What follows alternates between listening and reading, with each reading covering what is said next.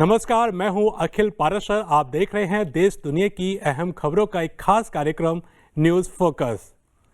चलिए सबसे पहले नजर डालते हैं इस हफ्ते की अहम सुर्खियों पर। चीन में कोविड मरीजों को दी जा रही हैं मेडिकल सेवाएं। चीन के स्वदेशी C919 जेट ने 100 घंटे की परीक्षण उड़ान भरी। दक्षिण अफ्रीकी डिजाइनरों के कंधों पर स्थायी फैशन की जिम्मेदारी। अब समाचार विस्तार से।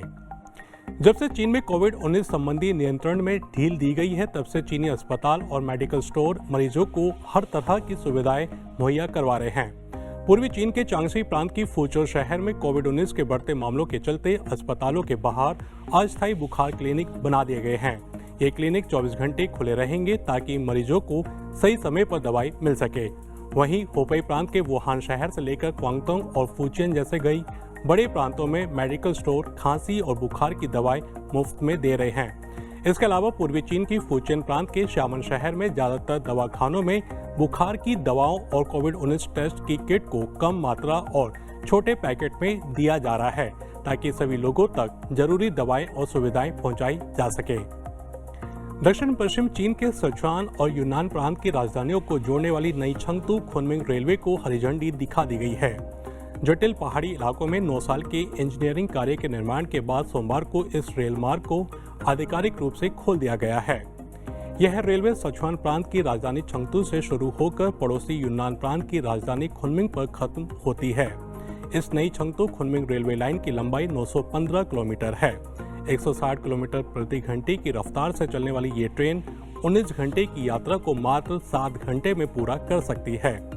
इसका निर्माण साल 2013 में शुरू हुआ और निर्माण पूरा होने के बाद रेल लाइन के कई हिस्सों का अलग अलग परिचालन किया गया। चाइना ईस्टर्न एयरलाइंस ने सोमवार को अपने पहले C919 विमान के संचालन और सुरक्षा की पुष्टि करने के लिए 100 घंटे की परीक्षण उड़ान भरी, जिसे अगले साल वसंत में शुरू किया जाएगा। C919 विमान के वाणिज्यिक संचालन के लिए अंतिम अप्रूवल लेने के लिए चाइना ईस्टर्न एयरलाइंस ऑपरेशन विनिर्देशों के लिए चीन के नागरिक उड्डयन प्रशासन को आवेदन करेगी। बता दें कि चीन के कमर्शियल एयरक्राफ्ट कॉर्प द्वारा निर्मित चीन का पहला घरेलू यात्री जेट C919 9 दिसंबर को शंघाई के एक हवाई अड्डे पर एक समारोह में चाइना ईस्टर्न एयरलाइंस को सौंप दिया गया। इन दिनों दक्षिण कोरिया में दूध की चाय का काफी बोलबाला है। हालांकि सियोल की गलियों और सड़कों में अलग अलग कॉफी हाउस देखने को मिलते हैं, लेकिन हाल फिलहाल में चाय की दुकानों पर ज्यादा भीड़ देखी जा सकती है। चीन की एक मिल्क टी ब्रांड मी शुए ने पिछले महीने ही दक्षिण कोरिया में अपना पहला स्टोर खोला। 50 मीटर के दायरे में खुंगशा जैसे प्रमुख ब्रांड और अन्य बबल टी स्टोर इस यूनिवर्सिटी एरिया की सड़कों पर भरे हुए हैं। दरअसल चीनी चाय की लोकप्रियता का सबसे बड़ा कारण है कि इसे लोगों के स्वाद के हिसाब से बनाया जा सकता है। युवाओं की पसंद और उनकी फिटनेस को ध्यान में रखते हुए मी शुए ब्रांड ने कम कैलोरी और कम चीनी वाली चाय को लॉन्च कर युवाओं के बीच अपनी अलग पहचान बना ली है। इसके अलावा इस ब्रांड की दूध की चाय की कीमत एक किफायती रेंज में है। ये कॉफी की तुलना में सस्ती भी है, इस वजह से ये युवा छात्रों द्वारा पसंद की जाती है। यूक्रेन में 10 महीने पहले शुरू हुए संघर्ष के बाद से लोगों का जीवन अस्त व्यस्त हो गया है। इसका असर छोटे मोटे बिजनेस पर भी पड़ा है। यूक्रेन की एक महिला नातालिया राजधानी कीव से सटे शहर इरपिन में एक छोटी सी दुकान चलाती है। दुकान से सड़क के उस पार क्षतिग्रस्त रिहायशी इमारतें हैं, जिन्हें स्थानीय अधिकारियों ने कुछ दिनों पहले गिराने और रहने वालों को अस्थायी घरों में भेजने का निर्णय लिया। दरअसल नतालिया ने 6 महीने पहले ही अपनी एक दुकान खोली थी, लेकिन अब लोगों के चले जाने के कारण उसके कई ग्राहक चले गए हैं। नतालिया एक नई बेकरी की दुकान खोलने के लिए तैयार थी, लेकिन यूक्रेनी ऊर्जा सुविधाओं पर रूस के हमलों के कारण बिजली की किल्लत ने उसकी योजनाओं पर पानी फेर दिया। लोगों को अपनी अधिकांश कमाई जनरेटर के खर्च पर करनी पड़ रही है। हाल के वर्षों में तुर्की के पारंपरिक हैंडमेड कालीन, जो अपने सुंदर समृद्ध पैटर्न और विशेष तकनीकों के लिए जाना जाता है, के बाजार में भारी गिरावट और इस परंपरा को जारी रखने वालों में कमी देखी जा रही है। तुर्की के एंटालिया प्रांत के कोवन लेक की एक ग्रामीण महिला आयसे ने 8 साल की उम्र में हैंडमेड कालीन बनाना सीखना शुरू किया था। बुनाई के 48 वर्षों के बाद अब वह अपने गांव में उन कुछ महिलाओं में से एक है जो अभी भी 1000 साल पहले की सांस्कृतिक विरासत से जुड़ी हुई हैं। आज से अभी भी बुनाई के लिए पारंपरिक उपकरणों और तकनीकों का उपयोग करती हैं। आपको बता दें कि ताने को करघे से जोड़ने के बाद कालीन को मजबूत बनाने के लिए हाथ से डबल गांठ के पैटर्न में बुनना होता है। इसके अलावा यहाँ तक कि कालीन बनाने के लिए इस्तेमाल की जाने वाली ऊनी धागे भी हाथ से बने होते हैं। दक्षिण अफ्रीका में कपड़े डिजाइनर और फैशन उद्योग के दिग्गज घरेलू फैशन ब्रांड के विकास को बढ़ावा देते हुए पर्यावरण की रक्षा के लिए अधिक स्थायी और नैतिक प्रथाओं की ओर रुख कर रहे हैं। संयुक्त राष्ट्र के अनुसार फैशन उद्योग दूसरा सबसे अधिक प्रदूषण फैलाने वाला उद्योग है, जो तेल के ठीक बाद आता है।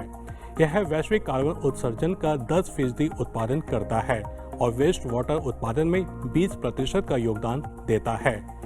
इस तरह के आंकड़ों ने पूरी दुनिया में खतरे की घंटी बजा दी है। हर सेकंड कपड़े के एक ट्रक के बराबर कचरा जला दिया जाता है या लैंडफिल में दबा दिया जाता है। वैश्विक फास्ट फैशन उद्योग सालाना लगभग 9.3 करोड़ टन कचरा पैदा करता है, जिसमें से केवल 1% का ही रिसाइकिल किया जाता है। दक्षिण अफ्रीका में युवा उद्यमी इसे बेकार कपड़ों को रिसाइकिल करने और अपने कपड़े विकसित करने के एक व्यावसायिक अवसर के रूप में देखते हैं। अब चलते हैं हमारे एक स्पेशल सेगमेंट की तरफ, न्यूज स्टोरी।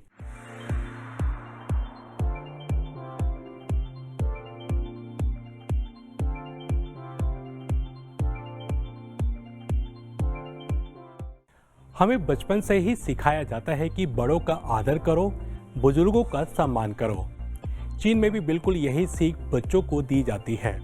चीनी बच्चों की परवरिश हम भारतीयों से किसी भी तरह जुदा नहीं है। और हाँ, चीनी बुजुर्ग भी हमारे दादा नाना जैसे ही चुस्त दुरुस्त और फिटनेस का खास ख्याल रखने वाले होते हैं। हमने अक्सर अपनी दादी नानी को ये कहते सुना है, अब मेरी ये सब पहनने ओढ़ने की उम्र कहाँ। लेकिन चीनी दादी नानी बन-ठन कर रहने और खुद को स्टाइलिश बनाने में पीछे नहीं रहती।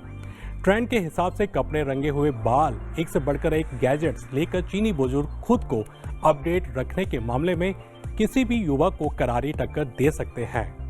हालांकि भारत की तरह ही चीनी बुजुर्ग भी अपने नाती पोतों को पालने की जिम्मेदारी बखूबी निभाते हैं, लेकिन फैशन में किसी तरह की कोताही नहीं बरतते। कई बुजुर्ग महिलाएं छिपाओ यानी चीनी गाउन भी पहनती हैं, जो आमतौर पर युवा महिलाएं और लड़कियों की पसंद है। इसके अलावा चीनी बुजुर्ग अपने बालों पर बहुत ध्यान देते हैं। सैलून जाना, बालों को रंगवाना, अलग अलग तरह के स्टाइल बनवाकर अपना लुक बदलना, ये सब ट्राई करने से चीनी बुजुर्ग नहीं कतराते। अपनी नौकरी से रिटायर होने के बाद ज्यादातर बूढ़े लोग अपने नाती पोतों को पालने में व्यस्त हो जाते हैं, पर कुछ बुजुर्ग स्वयंसेवी बन जाते हैं और समाज की सेवा करने में अपना योगदान देते हैं, जैसे कि लाल बत्ती पर लोगों से सड़क नियमों का पालन करवाना, बस स्टॉप पर भीड़ को काबू करना, लोगों को सीधी लाइन में खड़े होने का निर्देश देना, साफ सफाई करना आदि। चीनी में बूढ़े लोग इन सभी कामों में बढ़ चढ़कर हिस्सा लेते हैं और देश व समाज की सेवा करने में खुद को गौरवान्वित महसूस करते हैं। चीनी बुजुर्गों की सबसे अच्छी बात यह है कि वे अपने आप को व्यस्त रखते हैं। वे खुद चीनी बूढ़े लोग अपने खान पान और सेहत का ध्यान बहुत अच्छे से रखते हैं। शायद इसलिए आज चीन में जीवन प्रत्याशा दर कहीं ज्यादा है। वे सर्दियों में जहां व्यायाम या दौड़ लगाते हुए नजर आएंगे, वहीं गर्मियों में संगीत पर थिरकते हुए दिखाई देते हैं। चीन में महिला या पुरुष में असमानता नहीं देखी जाती, इसलिए यहाँ बुजुर्ग अपना जीवन आज़ादी और खुशी से बिताते हैं। वे किसी पर भी निर्भर नहीं रहते और अपना ज़्यादातर काम खुद ही करते हैं। बाजार जाना, रोजमर्रा का सामान खरीदना, बैंक या अस्पताल के काम आदि सब कुछ बिना किसी मदद के अपने आप करते हैं। शायद इसलिए वे अन्य किसी भी देश के बुजुर्गों की तुलना में काफी फुर्तीले भी होते हैं। तो ये था आज का खास कार्यक्रम न्यूज फोकस। अभी इजाजत दीजिए, अगले हफ्ते फिर मिलेंगे इसी समय। नमस्ते।